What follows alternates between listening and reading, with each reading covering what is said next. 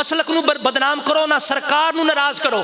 میلاد مناؤ میلاد تے میلاد صرف جھنڈیاں لگا کے لیٹنگ لگا کے نہیں ہوندا. میلاد سنت رسول رکھ کے بھی منایا جا سکتا ہے.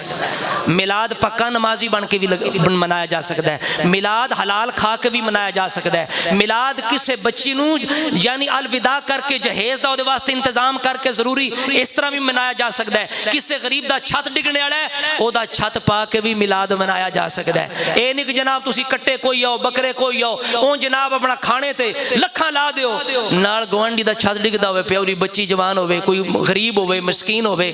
اس طرح میلاد این دے میلاد قبول نہیں ہون گے. اے بھی یاد رکھنا ہے. انہاں ساریاں چ اسی ایک پاسے لگیاں جتھے لگنے ادھر ہی اسی جناب دبا لینے اینج نہیں.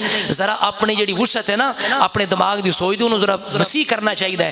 اس واسطے میلاد صرف اے دا نا نہیں کہ چنڈیاں لانے دا میلاد نہ ہے یا ادھروں چنڈیاں لاندا لیٹاں لاندے نماز قضا ہوندی رہے تے آکھے نہیں میں بڑا کام پہ کرنا نماز دی میں لوڑ کو نہیں ساری رات جناب چنڈیاں لاندا رہے تے لائٹاں لاندا رہے تے فجر دی نماز بھی نہ پڑھے. اے کوئی میلاد شلاد نہیں جے. اے بدنامی جے اپنے مذہب دی بھی اپنے مسلک دی بھی اللہ رسول دی ناراضگی جے. میلاد منانا ہے تے محبوب جڑی شریعت طریقہ لے کے آئے نا انہاں تے عمل کر لو تے صرف ربیع الاول دا محتاج نہیں رہے گا. 12 مہینے حضور دا میلاد ہو جائے گا. اللہ تعالیٰ سنو عمل دی توفیق عطا